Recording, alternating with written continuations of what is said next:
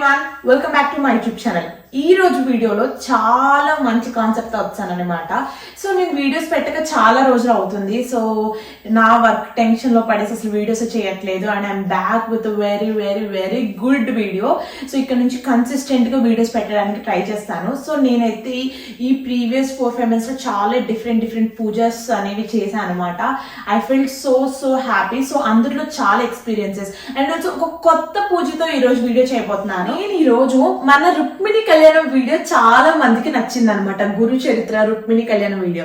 So Rukmini కళ్యాణం లాంటిదే ఇంకొక పూజ కూడా ఉందన్నమాట, ఇంకొక వ్రతం కూడా ఉందన్నమాట. అది నాకు వినంగానే చెయ్యాలి అని సంకల్పం తీసుకోవాలనిపించింది. ఆ వ్రతం ఏంటి, ఇది కరెక్ట్ టైం ఇప్పుడే స్టార్ట్ చేస్తాను అనమాట. అది కూడా ధనుర్మాసంలో స్టార్ట్ చేస్తారనమాట. సో అందుకే నేను ఇప్పుడు ఈ వీడియో చేస్తున్నాను. సో అసలు ఏంటది అంటే తిరుప్పవాయ్.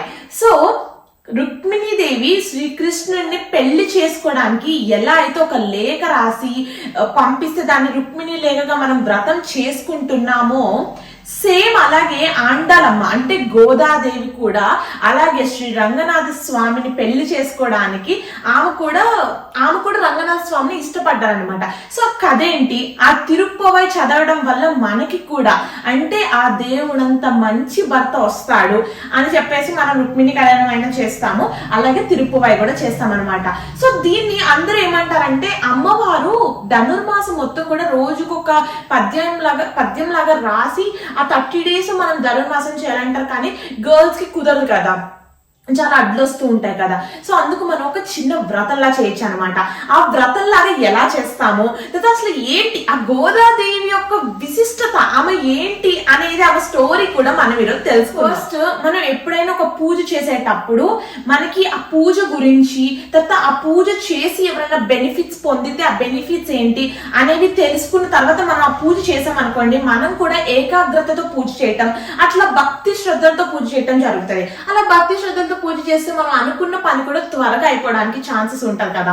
సో అందుకే ఫస్ట్ అసలు గోదాదేవి కళ్యాణం గురించి ఒక చిన్న ఆమె జననం గురించి, ఆమె ఎలా ఇష్టపడ్డారో ఆ స్టోరీ మొత్తాన్ని కూడా నేను ఇప్పుడు చెప్తాను.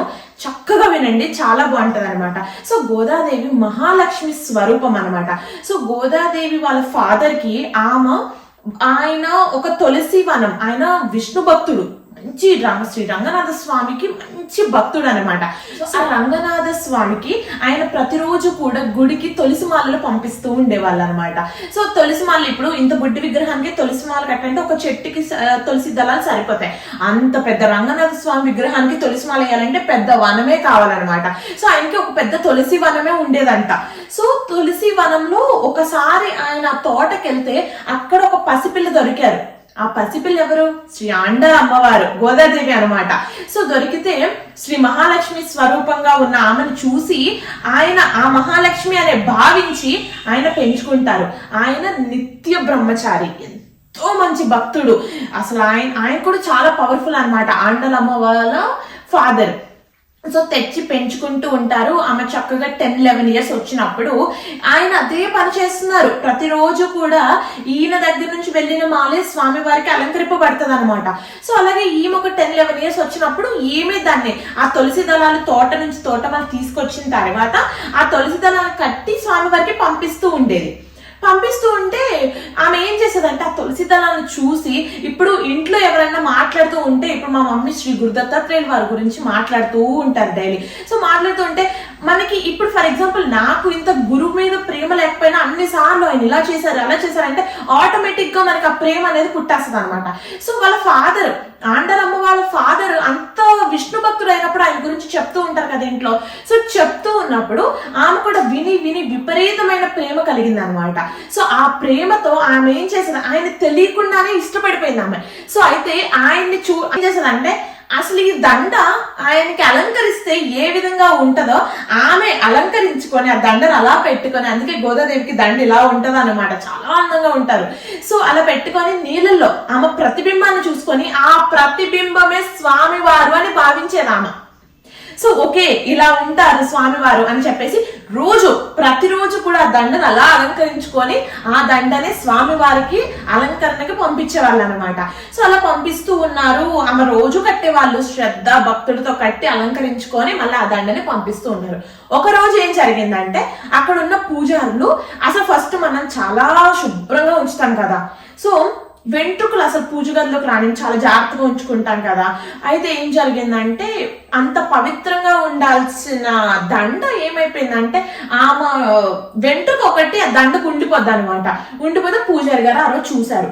చూసిన అక్కడ ఉన్న ప్రీస్ట్ మొత్తం చూసి అదేంటి ఇలా అయిందని చెప్పేసి రాజుగారికి చెప్తారు. ఆండాలమ్మ వాళ్ళ ఫాదర్ కి చెప్తారు. చెప్తే ఆయన చాలా ప్రయత్నిస్తారు, ఏమైంది, ఏమై ఉంటది, ఇలా ఎందుకోసం, మేము చాలా నీట్ గా పవిత్రంగా చేస్తాం కదా, ఇలా ఎందుకు అవుతుంది అని చెప్పేసి ఆయన ఎన్నో విధాలుగా ప్రయత్నించిన తర్వాత ఒకరోజు తెలుస్తుంది. ఓకే, ఇలా చూస్తారనమాట. అలా వెళ్తుంటే ఓకే ఈమె ఇలా అలంకరించుకుంటుంది డైలీ, సో అందుకే ఇలా అవుతుంది, అందుకే అలా వెంట్రుకు వచ్చింది అని చెప్పేసి ఆయన ఏం చేస్తారంటే నెక్స్ట్ డే వద్దు నువ్వు పూలు కట్టొద్దు అని చెప్పేసి ఆమె ఆపేసి ఈయన దగ్గరుండి ఆ పూలు మొత్తం కట్టి మంచి దండగా పవిత్రంగా పంపిస్తారనమాట. అప్పుడు స్వామివారు అక్కడున్న ప్రీస్ట్కి ఈయన అందరి కళ్ళ ప్రత్యక్షమయ్యి నాకొద్దు ఈ అలంకరణ, నాకొద్దు, నాకు ఆమె ఆ కన్య ధరించిందే, నాకు ఆమె ధరించిన తర్వాతే ఆ దండ నేను ధరిస్తాను, అప్పుడే నాకు మనస్ఫూర్తి సంపూర్ణంగా ఉందని చెప్పేసి ఆయన చెప్తారనమాట.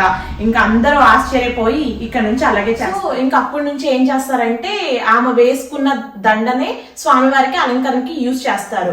సో అప్పుడు ఆమెకి 11-12 ఇయర్స్ ఉండే అనమాట. సో వాళ్ళ ఫాదర్ పెళ్లి చేసేయాలి అని అనుకుంటారు. పెళ్లి చేయాలి అని చెప్పినప్పుడు ఆమె ఏమంటదంటే నేను శ్రీ రంగనాథ స్వామినే పెళ్లి చేసుకుంటాను అని అంటారనమాట. సో ఇంకా అలా అనేసరికి ఆయనకి ఏం చేయాలో తెలియక ఆయన చాలా టెన్షన్ పడుతూ ఉంటే ఆ రంగనాథ స్వామి టెంపుల్లో ఎవరైతే ప్రీస్టులు ఉన్నారో అంటే పూజారులు ఉన్నారో వాళ్ళ కల్లోకి వచ్చి శ్రీ రంగనాథ స్వామి నన్ను ఒక కన్య పెళ్లి చేసుకుంటది, సో ఆమె పలానా చోటు ఉంది, అక్కడికి మీరు రథం పంపండి, ఆమె వచ్చి నన్ను వివాహం చేసుకుంటది అని చెప్తారనమాట. చెప్పినప్పుడు శ్రీ రంగనాథ స్వామి ఇంకా అంత గట్టిగా చెప్పినప్పుడు వీళ్ళందరూ కూడా నమ్మి పంపాలి కాబట్టి రథాన్ని పంపిస్తారనమాట. ఇలా ఈయన టెన్షన్ పడుతున్నప్పుడు అండాల అమ్మవారి ఫాదర్ టెన్షన్ పడుతున్నప్పుడే ఆ రథం వస్తుంది. ఆయనకు కూడా శ్రీ రంగనాథ స్వామి సాక్షాత్కారమై చెప్తారనమాట, ఏంటంటే ఇట్లా మీ కన్య నేను పెళ్లి చేసుకుంటానని. సో ఆ రథంలో వాళ్ళు ఆ రంగనాథ స్వామి టెంపుల్ కి వెళ్ళేసి, అంటే ధనుర్మాసం ఎండ్ అనమాట, ఆ ధనుర్మాసం అన్ని రోజులు కూడా ఆమె పూజ చేస్తుంది ఆయనకి, మిమ్మల్ని నేను పెళ్లి చేసుకోవాలనుకుంటున్నాను అని చెప్పేసి. ఈ తిరుప్పవై ఏవైతే శ్లోకాలు ఉన్నాయో అందుకే మనం ధనుర్మాసంలో మంచి హస్బెండ్ రావాలని చెప్పేసి చేస్తారు. సో ఆ రోజు అంటే లాస్ట్ భోగి రోజు గోదాదేవి కళ్యాణం చేస్తారనమాట. ధనుర్మాసం మొత్తం అయిపోయిన తర్వాత ఎండ్ డే ఆ రోజు, ఆ కళ్యాణం రోజే ఆమె అక్కడ కూర్చొని ఆ గర్భగుడిలోకి అలా కాలు పెట్టేసి ఆమె అంతలేను అయిపోతారనమాట స్వామివారిలో. ఇంకా అందరూ చూస్తూనే ఉంటారు ఆమె అట్లా వెళ్ళడం, స్వామివారిని పెళ్లి చేసుకోవడానికి అట్లా ఆమె అట్లా శిలారూపం అయిపోయి ఉండటం అందరూ చూస్తారనమాట. ఇంకా స్వామివారు ఆమె సాక్షాత్కరించి చెప్తారు ఇలాగా విష్ణుమూర్తి అను లక్ష్మీదేవి అవతారం తీసుకున్నట్టు. సో అందుకే అంత పవర్ఫుల్ అనమాట ఈ తిరుప్పవై అనే పూజని. మనము ధనుర్మాసం మొత్తాన్ని ఆ తిరుప్పవైని ప్రతి ధనుర్మాసంలో ప్రతిరోజు చదువుతారు.